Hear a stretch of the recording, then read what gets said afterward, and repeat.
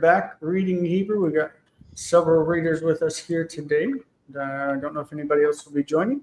Right now it's me, and to my left, to my right, I look to my left, is Jonathan. And then underneath me is also Jonathan, and then Colton over there. Welcome, guys. How you doing? I'm swell. Yeah. Well, we got one viewer, and we are starting again with Pirkei Avot, which is the one of the tractates of the Mishnah. And we're going to get into verse 10 and following. There are, 16 verses, not verses, Mishnayot. A verse in the Mishnah is called the Mishnah. And the plural of the Mishnah is Mishnayot. So there are, I think, 16 in this chapter, if I'm not mistaken. I guess I can look. I think you're correct. 18. There are 18. So we are on Mishnah 10, which would be Yod in the Hebrew numbering system, and we are moving right along. So let's get into it. These are our lovely Patreon members. I appreciate all you guys do. Thank you so much, and I hope we can get lots more and make it a thing. Shmuot מבית הקפה ולוח זמננו החדש. These are news or rumors from the house of coffee house. It's the Hebrew cafe, and the table of our new time, our new timetable. Okay, it's not so new because this is what we're doing. My mama is here, and she says she's here and she loves you guys. No, she loves you, Jason. Her you is definitely etchem, not otchem. She's trying to learn the alphabet now with Duolingo, so try to encourage her in her Hebrew studies. Which reminds me, if anybody, I have one slot for Duolingo family. If you guys are into studying something, Hebrew, Spanish, whatever. She says to PM her real fast. Then let me know, and I will send you a link. I have one slot, and I have nobody to give it to. My mom doesn't take Duolingo seriously enough to really give her that position. So because she wants to learn the alphabet. I am sending you a message. What the? I don't know why I need a PM, but okay. So we are in first hour. That's 5 p.m. Eastern time, and then we're doing Pirkei Avot until we start Parashat HaShavua on the 13th of October. Again, we are in the middle of our high holiday season. So Rosh Hashanah, that is Yom Teruah, was a couple of days ago. Yom Kippur is going to be on Wednesday and Thursday. And then we have Sukkot after that. So there's holiday keepers, just so we will not be meeting on Thursday. Like I have a group that meets on Thursdays, but we're not meeting on this Thursday because of Yom Kippur. Can I ask a question real quick about that? And Colton, that would apply to us too. We're not going to meet on Thursday because of Yom Kippur. Thursday? Do we meet on Thursday? Oh, no, we do. Never mind. We don't do Thursday anymore. We only do this. Yeah. What was so in another group, we've been listening to the Parsha readings every day, right? Mm-hmm. Or every week we've been listening to them. So we only listened to chapter 28 of Deuteronomy last week or something like that. Why does it get short? Why do the readings get shorter during the high holiday season? Like, I'm just curious about the actual rhythm of the week instead of, I feel like that would be the time. I don't know, but they kind of clump things together to finish the cycle at the end of the year. So you've got several weeks where it's doubled up portions. It's not, I don't think that the portions themselves are shorter. It's that the aliyot are probably shorter, and it's probably to do with the fact that there's so much praying to do. Okay, so that was okay. That's what I was getting at. There's more like prayers incorporated into the cycle, life's the I don't want to say ritual, but like into the service, right, or something like that. The Rosh Hashanah and Yom Kippur liturgy is really a lot. Okay, and they have special. It's like it could kill you, and They have special readings from the Torah for the holidays, for the major holidays. They won't go in the cycle. They'll have special readings. For the specific days is what For, you're Okay. so it's like that. Okay, thank you. That's the answer I wanted. that's what I was hunting for. I was just trying to figure because it was just interesting. I was just like, oh, I expected there to be more during this, but there's just more of other things that need to happen. Gotcha. Okay, thank Yep. you. So in our second hour, we're doing composition using Weingreen's textbook. We're in text number 2 still. And then in the third hour for Patreon users, we are doing modern Hebrew. Right now, we're basically going along 2 students, Colton and Donovan. But if somebody wanted to join, you would be welcome. We would try to get you fit into where we're at. Tonight we're starting with Mishnah 10 from Pirkei Avot, chapter 1. Normally, just so you know, texts from the Talmud are not mentioned necessarily by chapter.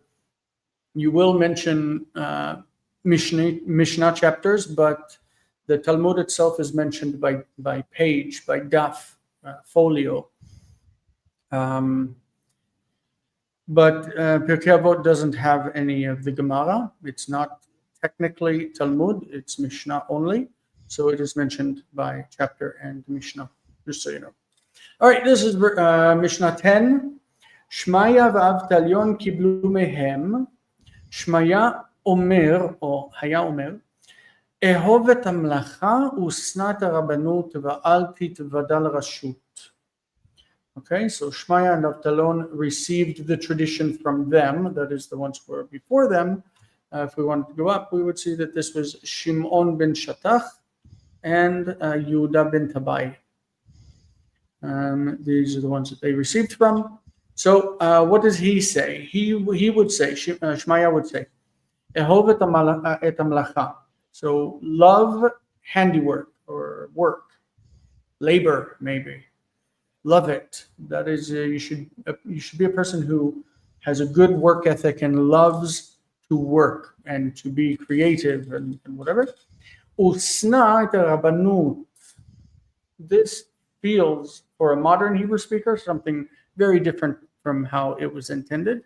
But what's intended here is the idea of Rav as a master. Rav means master from Arabic and Aramaic. Rabbanut would be mastership or master power, like the power of being a leader. Hate the leadership or the authority of being a leader. Like, don't desire to be a master. Don't desire to be an authority. Okay, but hate it, despise it. V'al titvadal rashut, do not be known or do not become known to the authority. Rashut is authority. Don't become known to the authority. Don't be familiar to them, because first of all, it's dangerous. If the government knows you personally, it puts you in a position. Look at Jim Comey right now. It puts you in a position that you don't want to be found in. What's funny about Snat Rabbanut is Rabbanut in modern Hebrew refers to the rabbinical authority, the rabbinate. So hate the rabbinate is what it sounds like. I don't know that that's bad advice, but that's not what's intended in the Mishnah, because they liked being religious and rabbis and stuff. So yes. Number 11, Jonathan Beck. Shall unmute myself. Amen. So yes. So Avtalion Omer, Hachamim hizaharu b'divrechem, Shema tahuvu chovat galut, Vehigilu limkom mayim haraim. Vitiglu. What did I say? I don't know. Higilu or something. Vitiglu limkom mayim haraim. וישתו התלמידים הבאים אחריכם וימותו, ונמצא שם שמיים מתחלל, and that's the end. ונמצא Okay. שם שמיים מתחלל. So, Okay, so Abtalion Going- is somebody's name, and going he back. says, yeah. So Abtalion used to say, sages, be careful in your words. And Shema, we said, was lest. yeah, lest. It's like the biblical word pen. hmm Tachuvu is from lachuv, to incur a debt. Lest you incur chovat galut, something of exile. The obligation or the debt of Lest exile. you incur the debt of Chova is an exile. obligation. Okay. But it's an obligation in this sense because you violated the law and therefore you owe something to repay your violation. So lest you incur an obligation of exile, in other words, or maybe a punishment of exile in a sense. And are exiled to a place of evil waters. Mm-hmm. Evil waters normally is the opposite of like fresh waters, right? This is evil waters would be like poison. It's water that can do damage to you, can kill you. And Polluted. so It could be waters that are polluted, and you drink polluted waters, and it makes you sick and kills you. that sounds nasty. Yeah. And the students drink from them that come after them and die. The students that come after you, the students who follow after you, After drink, you, and they die. and find the name of heaven profaned. And the name of heaven is found being profaned. Oh, Nimsa. Oh, yeah, Nimsa, Nifal is found. Okay. So all of this Shema is like lest, right? And so when you have lest, it's going to be followed with irreal. Lest this should happen. Lest you should incur the debt of exile. Lest you should be exiled to a place of evil waters. Lest the students who come after you should drink and they should die.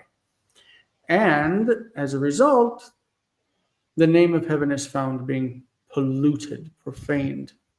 Mitchalel. Good. What does this mean that students would drink evil waters? Or Bad disciples teachings. would drink. Yeah, it's Bad a teaching. metaphor for heresy, maybe idolatry. You're exiled to a place of evil waters, meaning a place where they worship false gods. And then your students partake, they drink of that water, they partake of idolatry, and they die. Okay, so this is it's metaphor, right? I hate metaphors because I'm very literal in my approach to things, but we have to be able to recognize them to understand what's happening in the text. All right. No, I'm good with Abtalion. metaphors, but I thought this was literal. That you actually get exiled to a bad place where you can die. I thought that was maybe they're talking about a Roman practice. This was I think just- I think the exile is literal, but I don't think the fear is of dirty water. okay. Yeah. Good. I think it's the opposite of the thing in the New Testament where Jesus says, whoever believes my words will become in him like wells of fresh water or something like that. I don't know. Springing up into eternal life. If you've heard that. Okay, Mishnah 12, Colton. Oh, I'm going to take 13 after this because it's in Aramaic. Okay. It's the only one in Aramaic. Verse 12.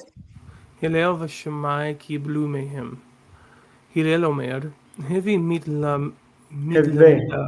Eve, lo heve. Eve. הווי מתלמידיו של אהרון אוהב שלום, ורודף שלום אוהב את הבריות, ומקרבן לתורה. And Hillel and Shammai, they received from them. Hillel saying, be disciples, but be students to Aaron, who loved peace, or who loved, pursued peace and loved loving creation. Loving creation and Like the creature, like humankind. creatures. Okay, got you. And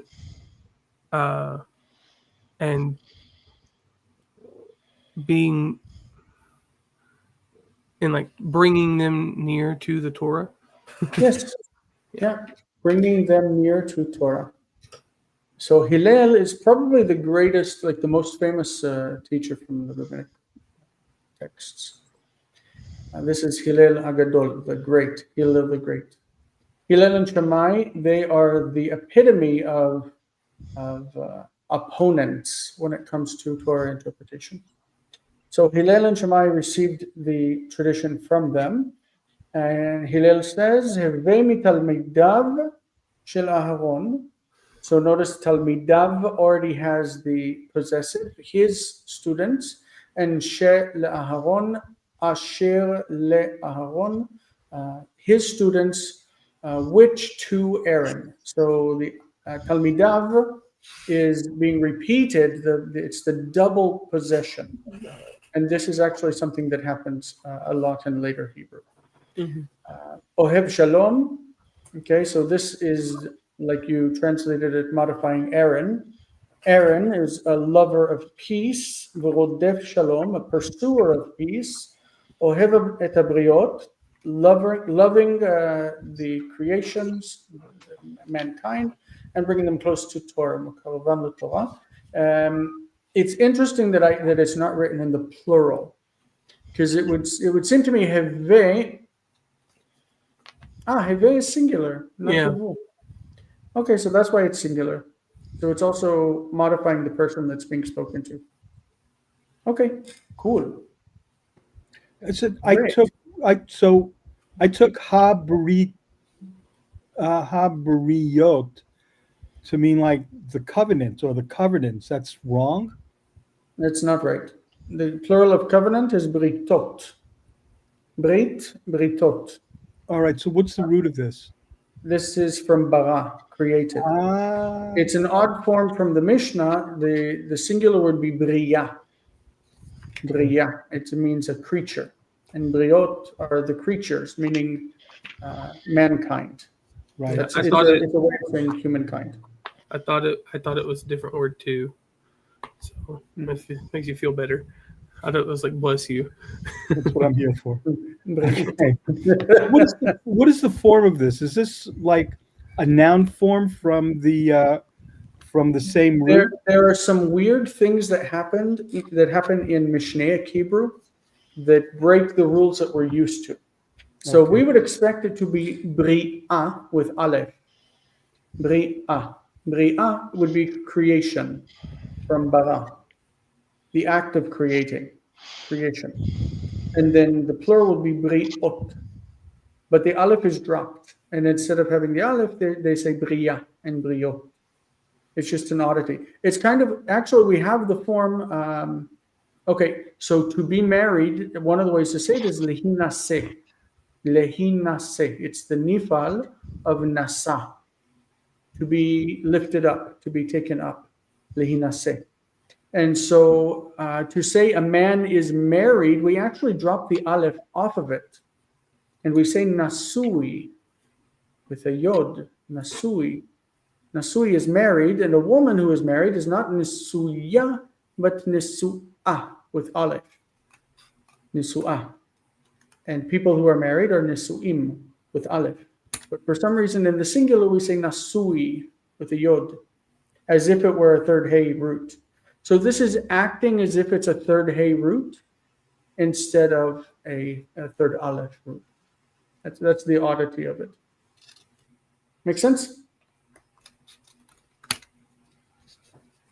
I hope so, because now we have Aramaic, and Aramaic makes less sense to me. I'm not an Aramaic speaker.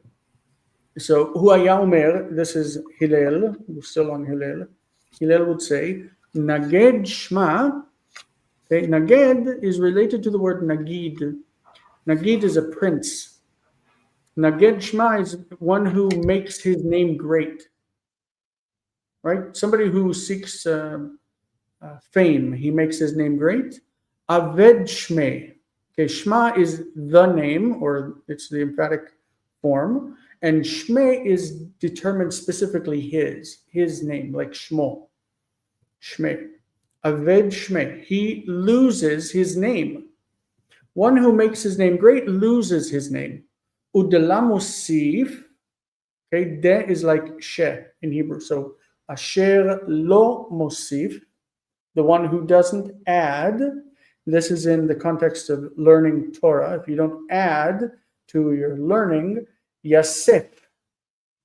Yasef is like the word from sof. Sof is an ending, and this is kind of like a hifil form in Aramaic. Yasef, he will end. He will make an end. Whoever doesn't add to his Torah study will end it, will bring it to an end. Like if it doesn't grow, it dies. Okay? Udala yalef tala chayav.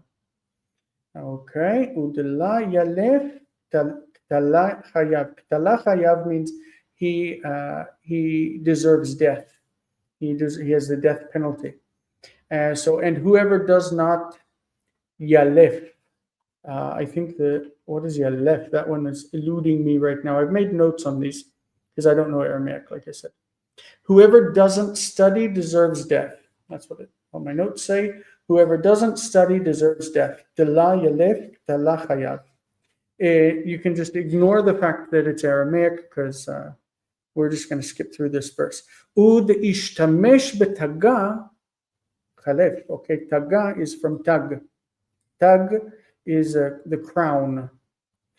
Specifically, like in Hebrew, you call it keter.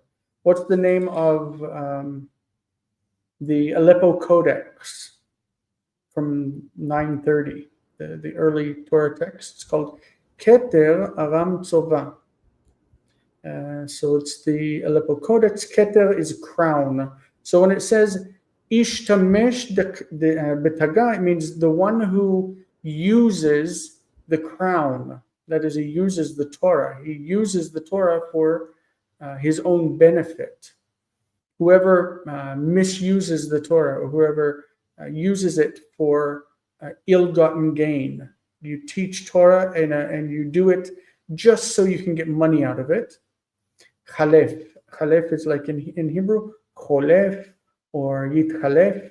He passes away. Whoever misuses the Torah passes away. Okay, so from the beginning, Naged Shma Aved Shmei, the one who makes his name great loses his name. Udela Mosif Yasef, and whoever doesn't add to his Torah knowledge makes an end to it. Udela Yalef Tala Chayav, whoever doesn't study deserves death. Well, that's kind of rough. Udishtamesh betaga chalef, and whoever makes financial use of the Torah passes away. Okay. Maybe not financial use, but whoever misuses it for ill-gotten gain. That's the idea. And John, look at that. You've got verse 14, just like you had in the preparation. Again, Hillel is still speaking. Okay. Hu haya omer im ein ani li mili u kishani Kshe'ani. ke u kishani. Okay, thank you. La'atzmi ma'ani v'im lo achshav אמותי. אימתי. הוא היה אומר, אם אין אני לי, מי לי, וכשאני לעצמי, מה אני, ואם לא עכשיו, אימתי. And as we mentioned before, he would say, if I am not for me, who will be for me? And in the same boat, if I am only for myself, what am I? And if not now, when? If not now, when? We have a statement in English that's similar, right? And meaning, what would that be? If not now, when? אם לא עכשיו, אימתי. No time like the present, I guess. No time like the present. Don't put off to tomorrow what can be done today. Im en ani li mi li, if I'm not for me, who is for me? This reminds me of RuPaul. If you don't love yourself, how the hell are you going to love somebody else? Can I get an amen? Right? Amen. Amen. So, if you don't love yourself, if you're not for yourself, then who's going to be for you? Yeah. It's kind of an interpretation also of the love your neighbor verse. Ve'ahavta l'reacha kamocha. You shall love your neighbor as yourself, as you, like you. So if you don't love yourself, how can you love your neighbor? Right? You need to love your neighbor like you love yourself. But if you don't love yourself, the basis of that commandment is like underwritten, I think. Anyway, like if I'm for myself, what am I? Like if I'm, what are you if you're just looking out for yourself and not for anyone else's benefit? Like maybe you're a capitalist, a complete capitalist. Like if you're only for yourself and you don't care what happens to anyone else, you get yours and everyone else can, lose their health insurance, then no, if you're only for yourself, what are you? What are you? I think you're a vile person if you're only for yourself and you don't care what happens to others. Because we just saw that you need to be like the disciples of Aaron. And one of the things was loving the creation, loving mankind. Ohevet habriot. Isn't that like Greek? The word idiot comes from idio, which means me or myself. It might. Let's see. Idiotes. It's from Greek. Idiotes. But myself in Greek, idios. Idios. No.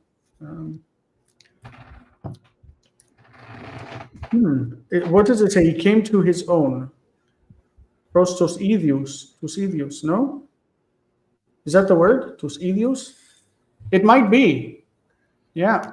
I heard that. I don't know if it's true, but I've heard it. I've been sitting here talking the whole time, not realizing I was muted. Yes, idios is very much like self. Katidian is like by myself, according to self. Like your own stuff. Yeah. Idia is your own things, and idioi is your own people, like your family, your home.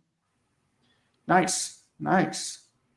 That might. Let's see if there's an etymological connection. I can't say it. Etymological.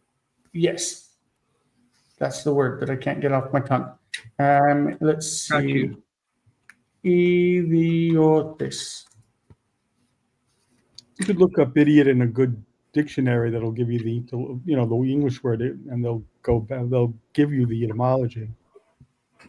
So idiotes, it says, is a private person, one who is not engaged in public affairs, because he only cares about his own interests. He doesn't engage in public affairs. It says that it is. Yes, it is. Synonym of a commoner, of a plebeian, an uneducated person. Mm-hmm. It's somebody So he doesn't engage with the public, so he doesn't know anything about it. He's The idea is And that's the answer. If I am only for myself, what am I? You're an An idiot. idiot. Good. That's really good. Brilliant. Okay, so we have 3 verses, and today is the 29th of, or the 29th of September, which means if we finish these next 3 verses, what do we do next week? Because we have 1 week where we have next week, and then the following week we're starting the Parashat HaShavua. I thought this would take longer. But let's go on, and then we'll talk about what we can do for next week. Shammai Omer, Asei Toratcha Keva. Okay, make your Torah a fixed thing, Keva, Devar Kavua, a thing that's fixed. Keva is used today for someone who is finished with their Shirut Chova in the army, their obligatory military service, and then they want to stay in the army, they become a permanent soldier, they go into Keva. Keva is something that's fixed or permanent. So make your Torah a permanent thing, like something you do at the same time every day so you don't forget it. Like taking a medication. If you take a medication in the morning, it's a keva. It's something you do every morning, right? What? And here I was thinking it was a hat. It's kova. Kova. Emor me'at v'aseh harbe. So speak or say little and do much. Emor me'at v'aseh harbe. That's nice. והווה מקבל את כל האדם בסבר פנים יפות. Sever is like another word for ziv, countenance. And be receiving, it's again this, what do we call it? With 2 words where it can mean one. Paraphrastic, periphrasis. Heve mekabel means kabel in the imperative. Receive. Be receiving. So receive all mankind, kol ha'adam, all the man, all the humanity, besever panim yafot, in a countenance of pretty face. Countenance of pretty face. In other words, be polite and nice, and receive everyone with kindness, with politeness.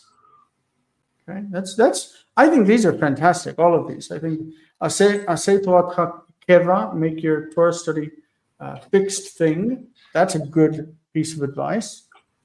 Emor me'at v'aseh harbe, say little and do much. Like don't just be preaching, but also go and do the things that you tell others to do. Right? Ve'vem kabel et kol adam b'sever panim yafot. Wow, I could agree with all of these things with no problem. So far, Hillel and Shammai, they say, "Ooh, great things." Yeah.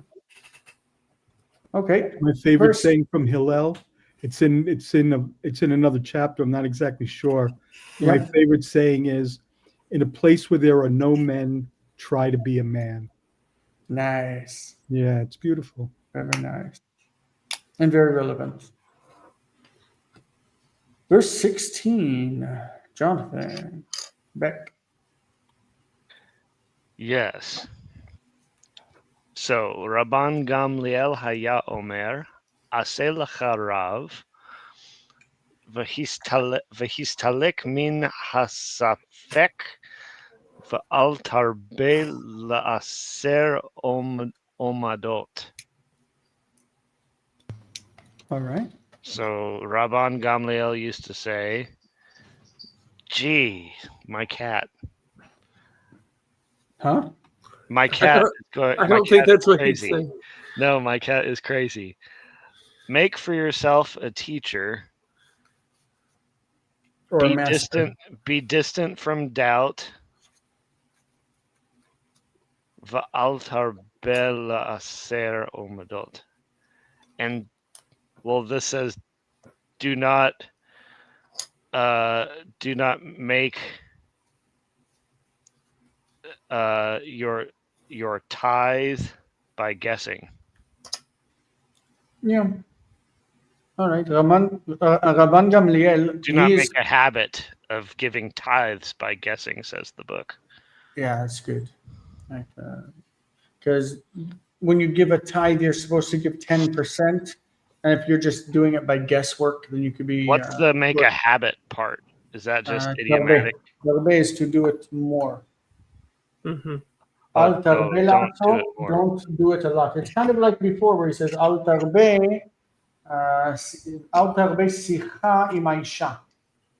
Don't make a habit of getting into conversations with your wife. As terrible as that sounds to us. Aselech harav was mentioned above in verse 6. All right. Mhm. יהושע בן חכיה אומר, עשה לך רב וקנה לך חבר. Make a master for yourself and acquire a friend for yourself, a study friend. So we've got a repetition of the statement here where it says, עשה לך רב. Mute. Mute when doing cat calls. Sorry. עשה לך רב והסתלק מן הספק. ספק is doubt. Histalek, lesalek is to make someone leave. Lesalek. So histalek means make yourself leave from the doubt. In other words, stay away from it. Stay away from doubt. I don't know about that one. I think that doubt can be very healthy. ואל תרבה להסר עומד by guesswork. Don't guess at how much you need to pay for your tithe. All right, 17, we are back to Colton. Back to me. Okay. שמעון בנו אומר, כל ימי גדלתי בין החכמים ולא מצאתי לגוף טוב אלא שתיקה ולא המדרש הוא העיקר אלא המעשה וכל המרבה דברים מביא חטא. Okay, so again, this is three things that he said, right? Yeah. This is Simon, the son of Gamaliel. Yeah. Simon, his son, would say, all my days I have matured between this. I grew up among the sages, among the wise, and I did not find laguf tov. For what? Sorry, person is what I'm like reading, and I know that's not it. Body. I've not found anything good for the body except shtika. lishtok. Silence. כל ימי גדלתי בין החכמים ולא מצאתי לגוף טוב אלא שתיקה. In other words, the best thing that I found for the body is silence, quiet. And the one who seeks? No. Okay, so this is a second statement. ולא המדרש הוא העיקר, אלא המעשה. Midrash means study. Okay. And the study is not the most important thing. The essential thing. The essential. What is elah? But rather. Okay, but hama'aseh. Okay, the doing. Gotcha. Okay, the studying is not the essential thing, but the doing. Got ya. Okay, I see. V'kol hamarbed devrim mevichet, and all the Devarim here means words, things that you say. Okay. Kol And hamarbe many dvarim, words bring sin. anyone who increases words brings Okay. sin. Okay. Everyone who Okay. talks The a lot, increaser. Gotcha. Okay. The increaser of words. I see. Gotcha. hamarbe dvarim mevi chet. That's right. Good. Kol yamai gadalti ben hachachamim. Sounding like Ecclesiastes out here. Yeah, right.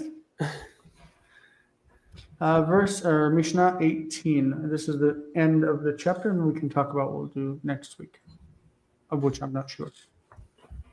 Okay, should I do it? Yeah. Okay. Rabban Shimon ben Gamaliel Omer al shlosha devorim ha'olam omed al hadin va'al ha'emet va'al hashalom shene'emar, as it is said in Zechariah 8. Emet umishpat shalom shifto b'sha'arechem. Shiftu b'sharechem. B'sha'arechem. So Rabbi Shimon, the son of Gamaliel, would say, upon three things the world stands: upon judgment, or upon, would that be justice, or could it It also could be either one. okay? Probably it is judgment in the sense that you have to have order and somebody leadership that makes decisions. Okay. Okay, upon judgment, upon truth, and upon peace, as it is said in Zechariah. Truth and the judgment of peace you shall judge within your gates. Yeah. It's interesting because it seems like he's reading those things not as a mishpat shalom, like a judgment of peace or peaceful judgment. That is judgment that's attempting to reconcile people together. But he's reading it as three separate things, maybe as emet, mishpat, veshalom. Like he's reading it as if it's three things. So he's saying, judge in your gates, truth and judgment or justice and peace. Yeah, but mishpat is construct. It is, but he's reading it differently. So he's saying the world stands on three things: on din, which is mishpat, on truth, which is truth, and on shalom, which is shalom. Like he's got those three things, and he bases his statement that the world stands on these three things on this verse in Zechariah, that he says it's emet, umishpat, shalom, three things, shiftu b'sha'arechem. Now, I'm So no it seems like he's Buddhist, reading this but things. these guys do that a lot. They'll take something and they'll kind of tweak it to get their point across. You know what I mean? And I just don't.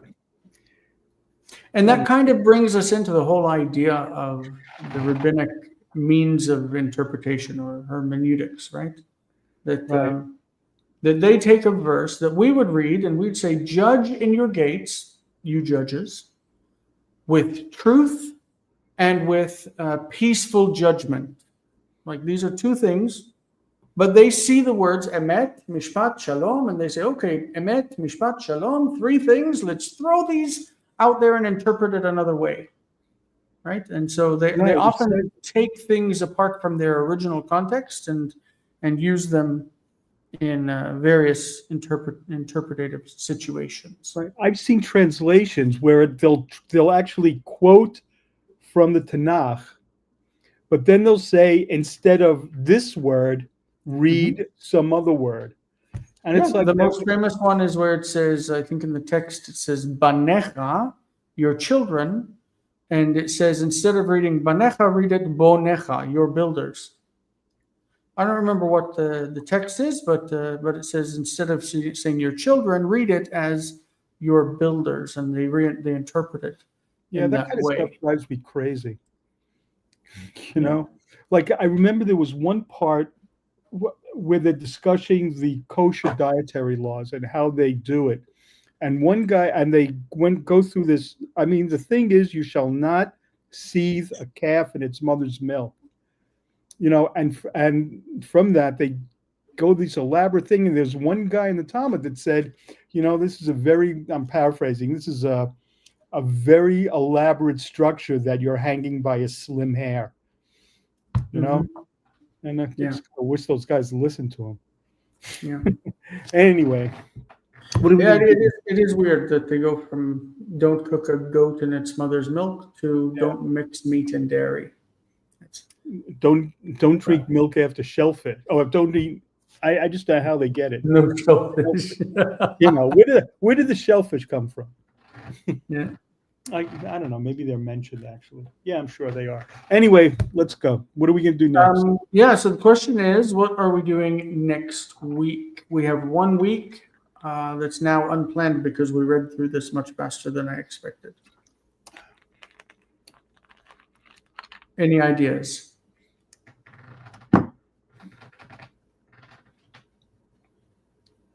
That's very enthusiastic. We're all shy. Yes, I'm also very shy. Very, very Colton shy. has something to say. I don't have a preference. I would be just as fine just starting in the chapter 2 of Pirkei Avot, but if there's something that seems like it would be more fitting that we could do in a week, that makes sense to me too. Okay. Maybe we should just keep going. For That 1 way week. it wouldn't throw you off.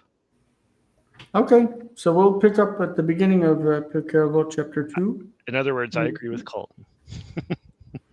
How well do you know Pirkei Avot? Huh? How well do you know Pirkei Avot? I read it a few times. We don't have enough time. All right. I've read it a few times. We used it. We did a study of Rabbinic Hebrew during COVID that we finished. I was with Luke Neubert and a couple other people. Jordan, what's his last name? It starts with an F. He does Egyptian. Wow.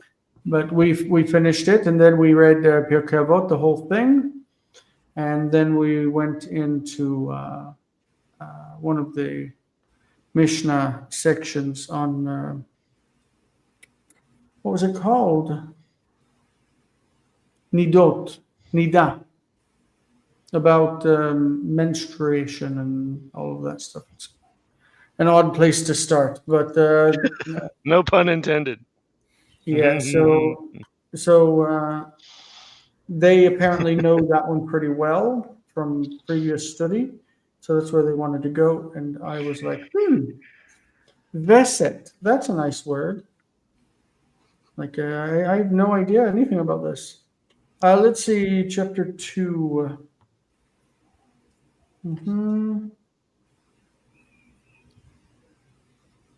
Yeah, I don't think this won't be a problem. Cool. The verses are much longer, so we'll probably break them in half. The Mishnayot are longer. Okay, so that's what we'll do. What was your point in asking how well I know it, by the way? Well, I was just Seems saying that, like the Tanakh, like the Torah, there are places that are incredibly inspiring, and there are places like it's, this is how you make the Mishkan, and it could just drive you nuts. I was just thinking if you knew it really well, but if you knew it really well, maybe you could, assign like good, like meaty things from it. But but obviously there's not enough time for that. You'd have to look at it, and so let's just. I've just read directly through front to back and don't really have the arrangement in my mind.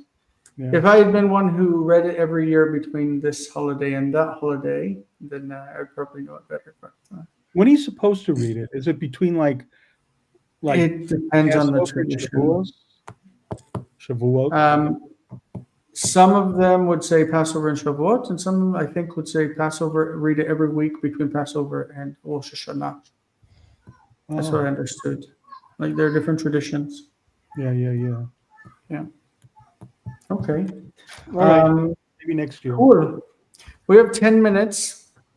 So we'll take a bit of a break and we'll meet back for composition. How's that? All right. Fellas, it's been swell. See you next week. I'll See you next week. see you next hour. I'll be here. Those who are here. Manitoba. And for those who are doing it, an easy fast. Bye, guys. See you soon.